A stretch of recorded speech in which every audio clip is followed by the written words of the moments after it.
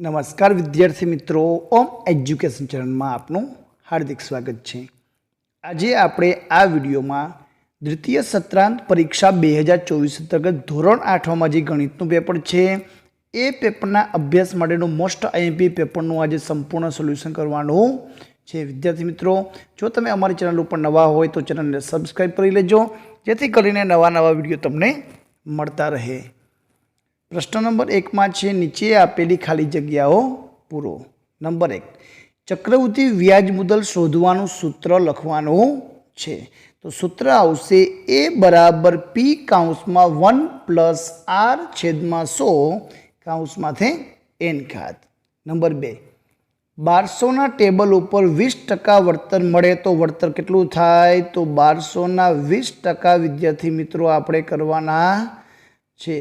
छेद में 100 मूकशू और पछी आपणे अंश ने छेद ने उडाड़शू तो 120 गुणिया 2 तो 240 आवशे।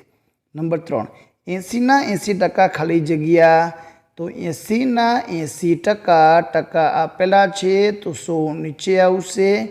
100 शून्य शून्य उडाड़शू तो 88 88 64 जवाब आवशे। आगळ जोईए प्रश्न नंबर 1 ब में आपेला छे नीचेना दाखला गणो गमे ते 3। अहीं आपने एक वस्तुना 18% जीएसटी साथेनी किंमत 1239 आपेलू छे, तो वस्तुनी छापेली किंमत शोधवानी छे। बीजा दाखलामां आपने 20% वळतर पर खरीद्या ने वळतर पछीनी किंमत आपेली छे 1600 रुपया, तो वळतर पहेला छापेली किंमत केटली हती ए शोधवानी छे। नंबर 3 में जनसंख्या 2003 में 5% प्रति वर्ष दरे वधीने आटला थाय तो 2001 नी जनसंख्या केटली? आगळना 2 वर्ष पहला केटली हती गोतवानुं छे। नंबर 4 में 54,000 में 5400 रुपया में हेर ड्रायर खरीद्यु, 8% जीएसटी लाग्यो हतो, तो जीएसटी पहलानी किंमत शोधो। तो पहलो और चौथो दाखलो सरखो छे।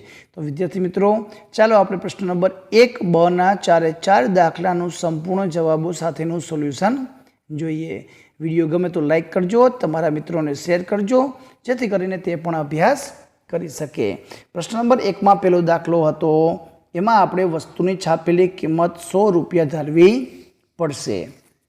धारो के वस्तुनी मूळ किंमत छापेली किंमत 100 रुपया छे, तो 18% जीएसटी पछी ए वस्तु आपने 100 प्लस 18 एटले के 118 रुपया में मळे। हवे उल्टू विचारीए, जो 118 रुपया में मळे त्यारे मूळ किंमत 100 रुपया हती। वस्तुनी वेचाण किंमत 118 हती तो त्यारे छापेली किंमत 100 रुपया हती।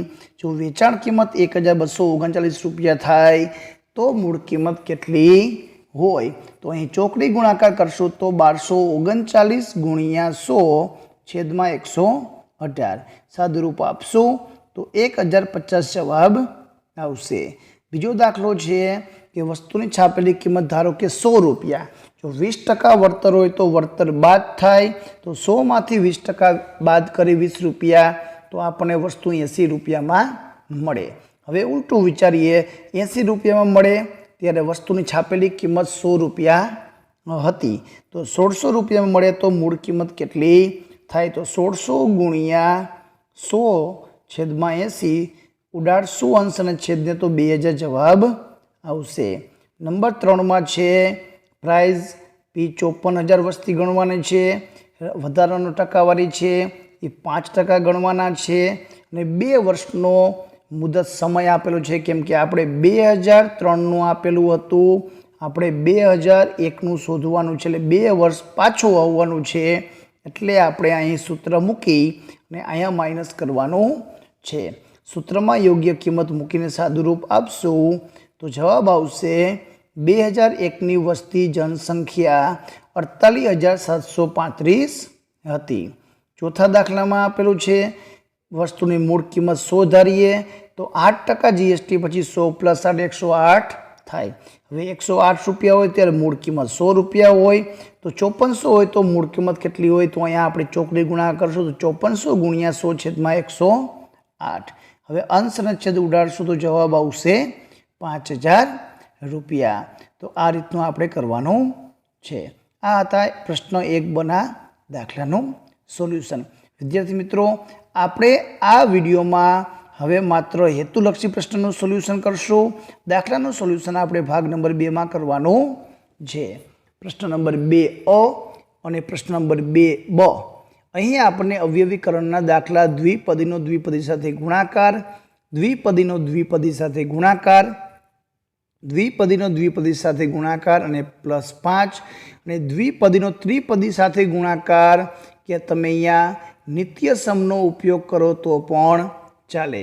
દ્વિપદીનો દ્વિપદી સાથે ગુણાકાર, દ્વિપદીનો દ્વિપદી સાથે અને એકપદીનો દ્વિપદી સાથે ગુણાકાર કરીને પછી સરવાળો કરવાનો છે. તો આ દાખલા એના પછીના માપન અંગેના દાખલા એનું સોલ્યુશન આપણે ભાગ નંબર 2માં કરશું. પ્રશ્ન નંબર 4 આમાં આપેલા છે. નીચેના વિધાનો ખરા છે કે ખોટા તે જણાવવાના છે.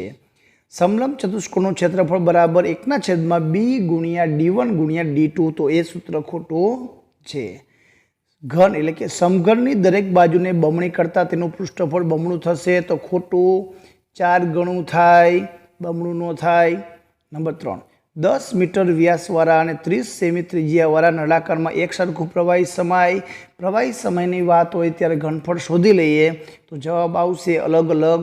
તો એક સરખું સમાય નહીં તો ખોટું આવશે. 1 ચોરસ મીટર બરાબર 10,000 ચોરસ સેમી થાય તો એ સાચું આપેલું છે. પ્રશ્ન નંબર 4 બમાં દાખલા આપેલા છે. એનું સોલ્યુશન આપણે ભાગ નંબર 2માં કરશું. પ્રશ્ન નંબર 5 આમાં આપેલું છે ખાલી જગ્યા પૂરો. અહીં આપણે પ્રમાણિત સ્વરૂપ લખવાનું છે. તો આપણે એક પછી પોઈન્ટ મૂકીએ તો આ દશાંશ સ્થળથી 1 વચ્ચે કુલ 3 અંક આવે છે. તો 1 ગુણ્યા 10⁻³ -3 કેમ આવી? કેમ કે અહીં દશાંશ અપૂર્ણાંક આપેલો છે એટલા માટે. હવે અહીં આધાર સરખા, ગુણાકાર તો ઘાતનો સરવાળો કરવા જાશું તો જવાબ આવશે 5⁻³ કેમ કે ઓછે વત્તે ઓછા તો -2 ઓછે વત્તા તો 2 ને 1 3 તો 5⁻³ અહીં ત્રીજામાં પ્રમાણિક સ્વરૂપ આપણે આપેલું છે. તો મૂળ સ્વરૂપ -3 છે તો ડાબી બાજુ જાશું. આ દશાંશ સ્થળથી ડાબી બાજુ જાશું તો 0.0025 જવાબ આવશે. 2 ગુણ્યા 10⁻³ 0 ગુણ્યા 10⁻², 2 ગુણ્યા 10⁻1 અને 1 ગુણ્યા 10⁻1 જો એની કિંમત આપણે સંખ્યાત્મક મૂલ્ય જોશું તો 2021 જવાબ આવશે. પ્રશ્ન નંબર 5માં દાખલા છે. એ દાખલાનું સોલ્યુશન આપણે ભાગ નંબર 2માં કરશું.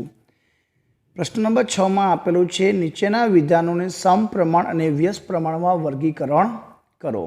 પાઇપની સંખ્યા અને ટાંકી ભરવા માટે લાગતો સમય. પાઇપની સંખ્યા અને સમય તો એ વ્યસ્ત પ્રમાણ છે કેમ કે જેમ જેમ પાઇપની સંખ્યા વધે તેમ ભરવાનો સમય ઘટશે. તો એક રાશિ વધે બીજી ઘટે તો વ્યસ્ત પ્રમાણ આવે. મશીનની સંખ્યા અને કાર્ય કરવા પૂરો લાગતો સમય તો અહીંયા પણ આપણને વ્યસ્ત પ્રમાણ છે કે જેટલા મશીનને કામે લગાડી એટલા જલ્દી કામ પૂરું થાય. બોલપેનની સંખ્યા અને એની કિંમત તો એ સમપ્રમાણમાં આવશે કેમ કે જો પેનની સંખ્યા ઘટે તો કિંમત ઘટે, પેનની સંખ્યા વધે તો સામે કિંમત પણ વધે છે. રૂમની સફાઈ અને સફાઈ કામદારોની સંખ્યા તો એ સમપ્રમાણ આપેલું છે. પ્રશ્ન નંબર 6બમાં આપેલું છે. માગ્યા મુજબ દાખલા ગણો.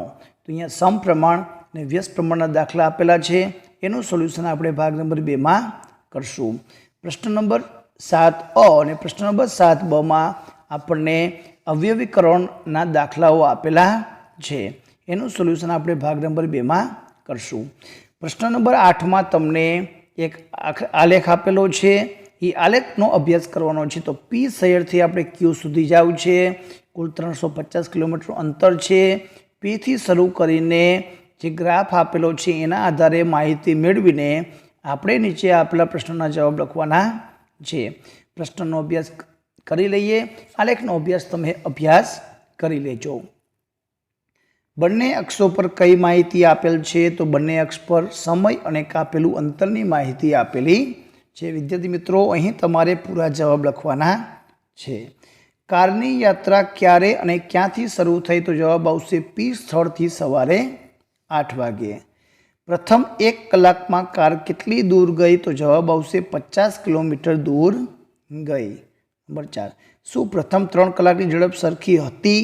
તો જવાબ આવશે ના, કેમ કે ગ્રાફને જોતા ખ્યાલ આવી જાય કે એની જે ઝડપ છે એ અલગ અલગ હતી.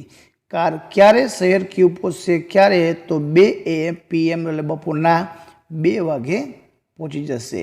પ્રશ્ન નંબર 8માં આલેખ આપેલો છે, જે રેખીય આલેખ દોરવાનો છે. એનું સોલ્યુશન આપણે ભાગ નંબર 2માં કરશું. તો વિદ્યાર્થી મિત્રો, આ હતું ધોરણ 8નું મોસ્ટ IMP પેપરનું સંપૂર્ણ સોલ્યુશન. આવા બીજા પેપરના સોલ્યુશન મેળવવા અને અમારી ચેનલને સબસ્ક્રાઈબ કરજો. આભાર, ધન્યવાદ.